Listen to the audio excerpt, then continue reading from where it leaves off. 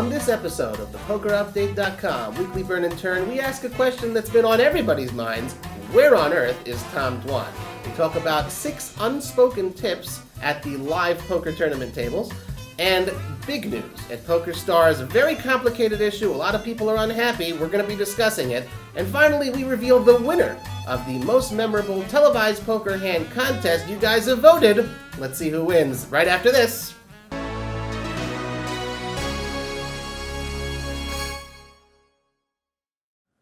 Welcome everybody back to the PokerUpdate.com Weekly Burn and Turn for the week of November 1st, 2015. I'm Robbie Straczynski. And I'm Shimmy Weiss. And we're here to give you some more poker entertainment. Ready? Oh, let's go. Let's jump right into the first topic. Where in the world is Tom Dwan? I'm really upset with this article. I'm calling out James on this article.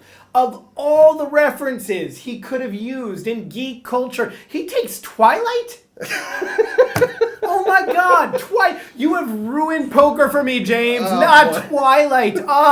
We cannot give any more publicity to that stuff. And you know what, James? I'm here to help you because, I love you, man. You make some great memes for us. Yes. So I've actually created a bunch of references that you could have used instead of Twilight. Tom Dwan, everybody. Where is Tom Dwan? Yeah, go ahead. Tom has joined a fellowship and is wandering into the very heart of Mordor to throw the One Ring into the fiery pits of Mount Doom.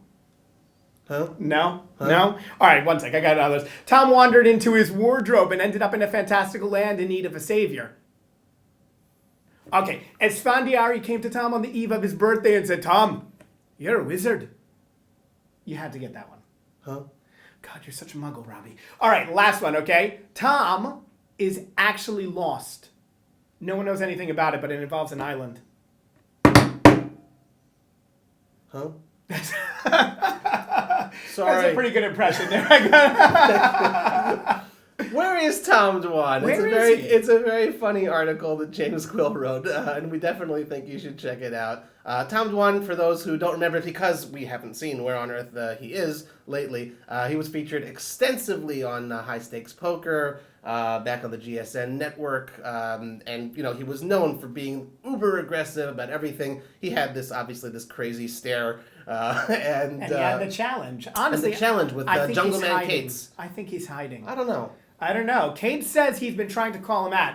And I gotta tell you, I'm sure that Tom has tried to return those calls. He probably just wandered into the wrong phone booth or something and is now traveling through time and space as a companion for somebody. I see what you did there. Come on, James! There's so much better references than Twilight! And of course, what I do like, though, is he put the "Where in the World Is" with the Carmen Sandiego thing. Yeah, I did like that. From Nashville to Norway, down into Zimbabwe. I like that. It was very good. That was very good. Worth checking out. Check out that article. Next. 6 unspoken rules of live poker tournaments. Only 6. There are a lot of unspoken rules. Well, it was written by David Huber. A couple of them very good, actually, tips. Like, it's not going to be written, okay, you can't do this or you have to do this. But, right. When you are playing a tournament, it's sort of like golf etiquette in a way. Like, there's things that There's no talking. It's like golf, They all, you have to know the rules. Otherwise, you look like an idiot. Right. Okay. So. Or a jerk, which is even worse. Or a jerk. Exactly. Well, one thing, for example, like, you get like a big stack. It's the right thing to do. You don't hide your big denomination chips behind the stack or like put it in the middle or on the bottom. That's just wrong because someone's trying to assess, to make a call or not or something like that. Right. How much do you have over there? And yes, the dealer could spread it out, but it's just misleading. It's not right. Absolutely. Even in a home game, you don't want to be doing that. Everyone should be used to that. You keep the higher denomination chips on top of the stack or in front. Yeah, 100%. Also, etiquette.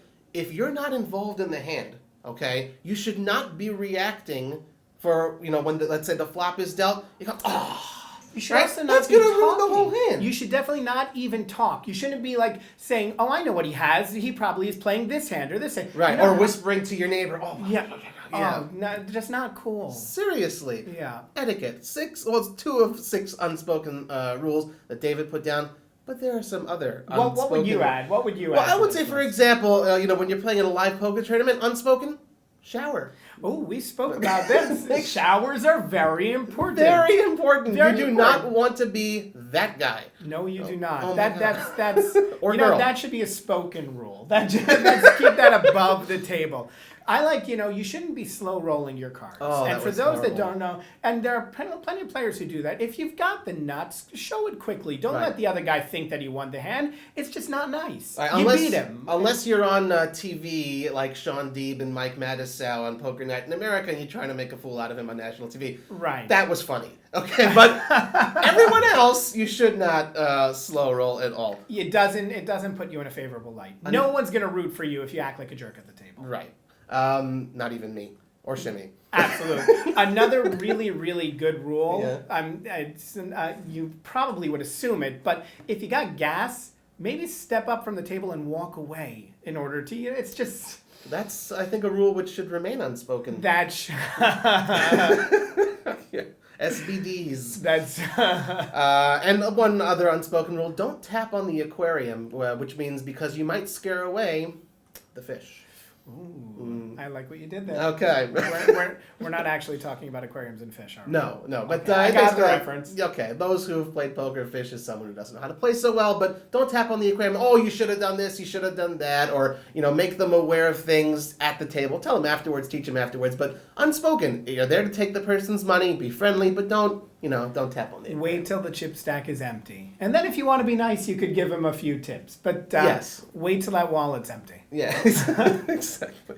Well, jumping to another topic, this is a little bit more serious, but, it is all over the internets and the social webs, and, everyone's talking about it, especially in the professional poker community. PokerStars, they laid out a big press release with new plans, for, like, what do they call it?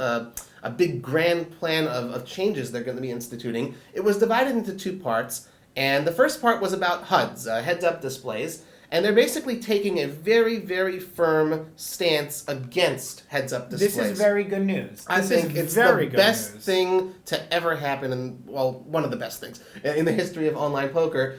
Look, I'll be very frank. That's the day that I found out that these types of things existed, that, the people playing against me have this, like, third-party software. I was like, that's it. And I literally stopped playing that day. I was like, I don't need to play against, wizards with, playing a video game. I want to play poker like I play live. Although the truth is, it didn't bother me having HUD so long as it's available to everyone. Okay, everyone that's should be fair. on the same footing. And the fact that they took a stance, I don't care which way they went with it, but the fact that they took a stance, that's what's important. They said it's not allowed, and that's it. Now it's not allowed. Right, and the pros, like you said, I think it costs like $50, $100 just to get the software in the first place. If you're a recreational player, you're not going to be investing that money. Right. You know what I mean? Absolutely. So, look, I think it's a great move by PokerStars. Long time coming. This should have happened years ago. I think it's great, wonderful, and I think most players, obviously recreationals are probably celebrating this. I can't speak for everybody. And professionals also, I think they're like, okay, makes sense. They can agree with that. The large percentage of players don't actually use HUD, so for them it's a very big change. Well, yeah, in the grand scheme of things. A lot of the professionals do, because, it's their livelihood. Mm-hmm. With regard to livelihood. See, another there great you set. go. This one's a little bit more serious issue. They announced some major changes to the VIP scheme. Those who play, very, very frequently, they are incentivized, or they had been incentivized by big-time rewards. You play a certain number of raked hands, you rake a certain amount of money for the site, you will get X number of dollars, as you move upwards. Yeah, rakebacks, yeah, exactly. A lot of people are very upset by this. And it's understandable. Listen, the fact is that, they play online to make a living. And that, the title of the article that James wrote is, PokerStars doesn't exist to employ professional poker players. That is a truth. Absolutely. No one's going to dispute that. But at the same time, PokerStars has to look out for themselves as well. We don't know what's going on behind the scenes. We don't know what their monetary challenges are. And they're a public company now. They got to report to the investors. Right. They can't be losing money on the deal. But I think that what they did here, it needed to be done a little bit differently. I think so, yeah. I mean, look, yes, you'll go ahead and you'll announce in advance, as they did, months in advance, that changes are going to take place. Okay, fair enough. But you know what? you have to give people not just the warning, but the following changes are going to take place so that they can prepare. Look, you need a timeline for that, so that way you can prepare for it. You can't go into it not realizing that things can change all of a sudden. Right. To a certain extent, when you have an agreement like that with players that you need to make Supernova or Supernova Elite within the 12-month period by the end of the year, it doesn't seem like the right thing to do. And that's saying at the very least to change that agreement in the middle. That just ain't right. I mean, frequent flyer programs have done this in the past, for example, where you say you need to earn a certain number of miles, and now they're not worth as much anymore. Right. Stuff happens. Again, these are for-profit companies, and they're supposed to make it, but, it doesn't seem right. And, the fact is, if you look on the social media everywhere, the pros are outraged, and there's definitely some justification for that. That's not a good sign. You don't want to anger the pros. These are people who back you. These are people These who are bring your in most other loyal, players. I guess you'd call them customers. And yes, you want to go ahead and make a shift towards the recreational player model. Totally understandable, but you can get them a little bit on board. Not at the expense of your other players. Right. So what I would say though is that nothing that has been done can't be undone. At the risk of making a double negative. Things can be changed. The board can make a different decision. Maybe you could roll it back. Maybe you can extend the deadlines. There are certain things that can be done. It's not to give Find in. a happy compromise, something Exactly. that won't get everyone up in arms. Exactly. So definitely a complicated issue, much more than we could cover here on the Poker Update Weekly Burn and Turn, but it's important. People are talking about it. James wrote a great summary of what's going on. Definitely take a look at it and, see what you have to think, and we'll see what happens, because this issue is certainly not over yet. That article has no Twilight references, so you guys are good to go. Definitely take a look. Indeed. Indeed. And back to something that we've been covering week after week over the last while. All right, just say it. I'm ready for this. Are you ready? I'm ready for this. We have One a winner. second. Remind them who I... Yes, we had a contest, PokerUpdate.com, with the most memorable televised poker hand. We had the brackets. We've been talking about it. You've been following along. Some of us made predictions. You've been voting. Some of us made predictions that didn't exactly work out. Some of us made predictions that did exactly work out. And the winner by unanimous, or at least 2/3 decision, Justin Phillips.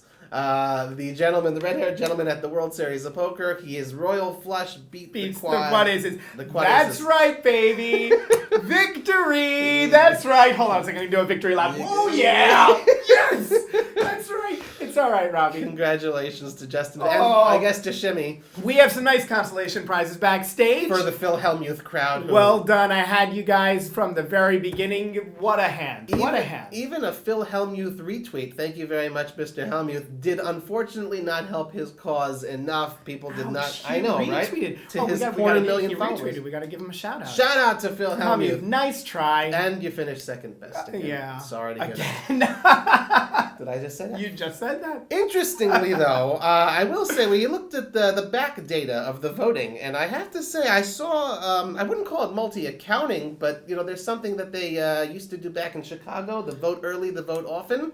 I can neither confirm nor deny any allegations against me. Yeah. Interesting. Nope. I'm going to plead the fifth over here. In all seriousness, though, we did notice, actually, there was a pocket of people, I think, in Oregon, the state of Oregon, north of California, and the West Coast. A lot of people from there were voting for Justin Phillips. I think he's got his groupies, he's got his fanboys, and they spoke loudly and clearly. Well done, Oregon. Well done, Oregon. And well done to Justin Phillips. Yep. And just to take this opportunity, again, we've been talking about this week after week. Thanks to everybody who voted. We put a lot of effort into this. It was a big group project here to get you guys involved. And we've seen thousands and thousands of people who have come and visited the website. They've looked at all of the articles, the recaps, the analysis. Thank you guys so much. It's very fulfilling, when we put in all the work and we see you responding and voting. It's been really, really great, and thank you. And speaking of voting and being engaged, now's the time. You love these videos, the Burn and Turn, subscribe. Comment also. We'll give you a shout out. Retweet us, and we'll throw in a shout out for you as well. And you can send us an email, press@pokerupdate.com. We're also on Facebook, looking for the Poker Update Facebook page. And we want to at least get to the 100 YouTube subscribers. When we do, we've got some special surprises for you guys. Almost there. Hope you enjoyed the show, and enjoy. Coming up next week, the winner of the World Series of Poker is going to happen November 9, coming up in a few days. See you next week.